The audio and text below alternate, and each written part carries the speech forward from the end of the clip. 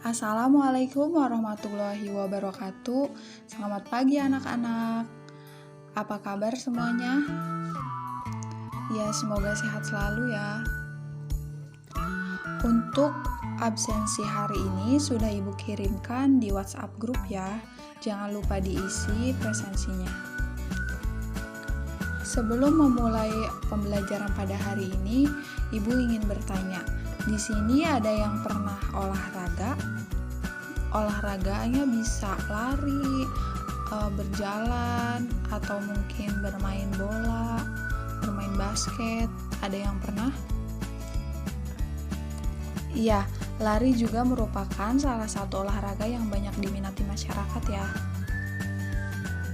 Tahukah kalian, ketika kita berlari dan berolahraga, maka akan terjadi proses sistem gerak pada tubuh yang akan menghasilkan gerakan berlari. Dan materi pada kali ini kita akan membahas mengenai sistem gerak pada manusia. Sistem gerak pada manusia tersusun oleh rangka, otot, dan persendian. Yang pertama kali kita akan bahas yaitu mengenai rangka. Rangka merupakan salah satu alat gerak pasif pada tubuh manusia yang berfungsi untuk membentuk tubuh, tempat melekatnya otot-otot, dan tempat pembentukan sel darah.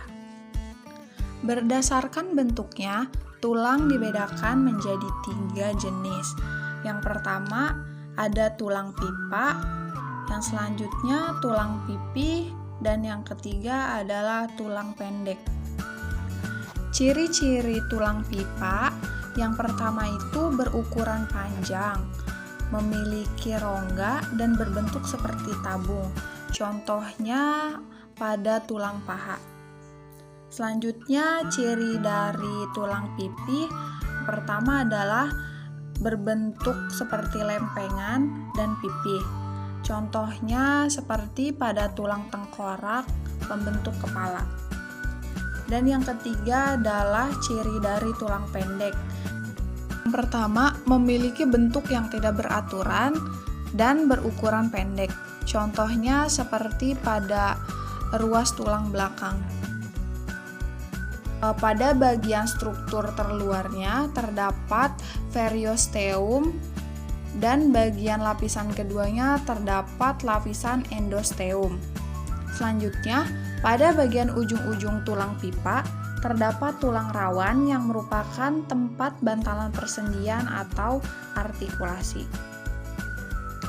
Dan pada bagian ujung tulang pipa terdapat pembesaran atau biasa disebut dengan epifisis.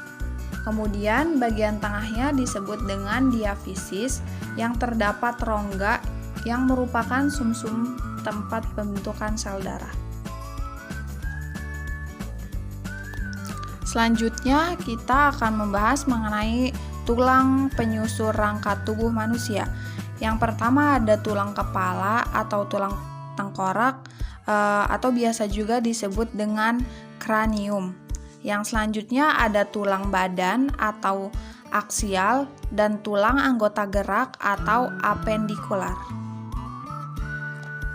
Tulang kepala atau kranium tersusun dari banyak tulang yang disambungkan oleh persendian. Yang diantaranya terdiri dari tulang dahi atau frontal, tulang rahang bawah atau mandibula, tulang rahang atas atau maxilla, tulang kepala bawah atau occipital, tulang pelipis atau biasa disebut dengan temporal, dan yang terakhir adalah tulang kepala belakang atau varietal. Selanjutnya adalah tulang rangka badan atau aksial. Terdiri dari ruas-ruas tulang belakang, tulang rusuk dan tulang dada, tulang pinggul, serta tulang bahu. Bagian-bagian dari tulang belakang tersusun dari 1 ruas tulang atlas, 7 ruas tulang leher, 12 tulang punggung, 5 ruas tulang pinggang, dan 4 ruas tulang ekor. Sedangkan pada bagian tulang rusuk terdapat 7 ruas tulang rusuk sejati yang melekat pada bagian tulang punggung dan tulang dada. Selanjutnya, 3 ruas tulang rusuk palsu yang melekat pada tulang punggung dan tulang punggung bagian atas. Bagian terakhir dari tulang rusuk terdapat 2 ruas tulang rusuk melayang yang hanya melekat pada bagian punggung. Sedangkan pada bagian tulang dada terdapat 2 bagian. Yang pertama ada manubrium sterni dan corpus sterni. Selanjutnya kita berpindah pada tulang badan bagian bawah, terdiri dari tulang panggul atau pelvis dan tulang kelangkang atau sakrum. Tulang-tulang anggota gerak atau apendikular pada bagian bawah tersusun dari tulang paha atau verum, tulang betis atau biasa disebut dengan fibula, tulang kering atau tibika, pergelangan kaki, telapak kaki, dan jari-jari kaki. Telapak kaki dan jari-jari kaki atau biasa disebut dengan phalanx. Pada bagian atas terdapat tulang lengan atas atau humerus, dan tulang lengan bawah terbagi menjadi tulang pangupil atau radius, tulang hasta atau ulna, pergelangan tangan, telapak tangan, dan jari-jari. Selanjutnya kita akan membahas mengenai sendi atau artrosis. Sendi merupakan hubungan antar tulang-tulang pada tubuh manusia. Sendi terdiri dari 3. Yang pertama ada sendi mati atau sinartrosis. Yang kedua ada sendi kaku atau amfiartrosis. Dan yang ketiga ada sendi gerak atau diartrosis. Sendi mati merupakan sendi yang tidak bisa digerakkan sama sekali.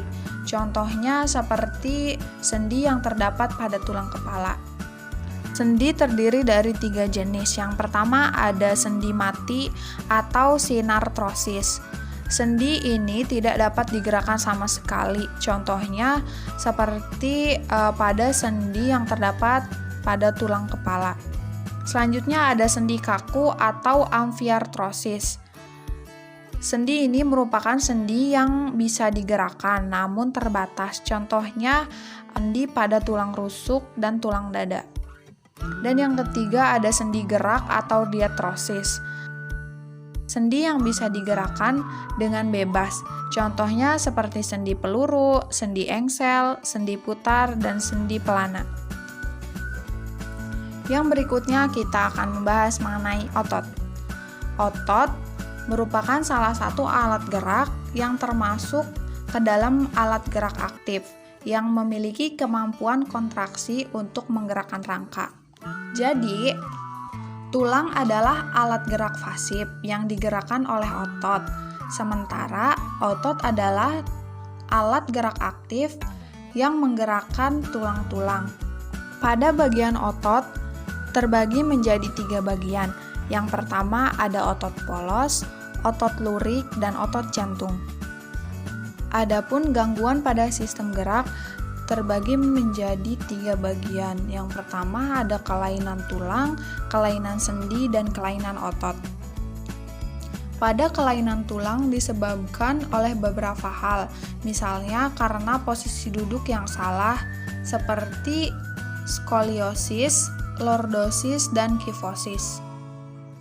Yang pertama adalah skoliosis, merupakan kebiasaan duduk menyamping, sehingga tulang punggung menjadi bengkok ke samping. Yang kedua ada lordosis, merupakan kebiasaan duduk dengan menggunakan meja yang terlalu tinggi, sehingga menyebabkan tulang punggung menjadi bengkok ke dalam. Dan yang ketiga adalah kifosis. Kifosis merupakan kebiasaan duduk dengan menggunakan meja yang terlalu rendah sehingga menyebabkan tulang punggung bengkok ke belakang. Selain itu, terdapat juga kelainan tulang seperti rakitis dan osteoporosis.